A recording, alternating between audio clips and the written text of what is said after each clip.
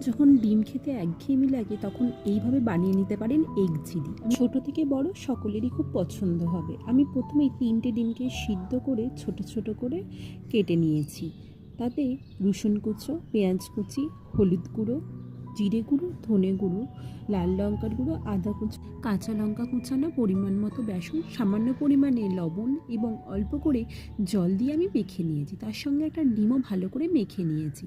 কড়াইয়ে তেল গরম করে পকোড়ার আকারে একটা একটা করে ভেজে নেব। এইভাবেই প্রতিটা পকোড়া আমি ভেজে নিয়েছি। ওই তেলেতেই রসুন কুচি, আদা কুচি, চৌকো করে রাখা ক্যাপসিকাম কুচিয়ে হালকা করে ভেজে নিয়েছি। তারপরে পেঁয়াজ কুচিটা দিয়েও ভেজে নেব। সামান্য পরিমাণে লবণ দিয়ে দেব।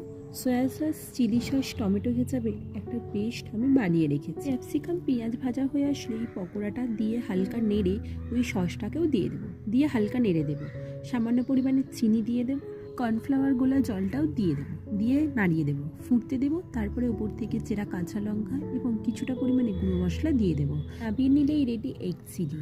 গরম গরম সার্ভ করুন লুচি, পরোটা এবং রুটির সাথে। আপনারা অবশ্যই বাড়িতে বানাবেন এইভাবে।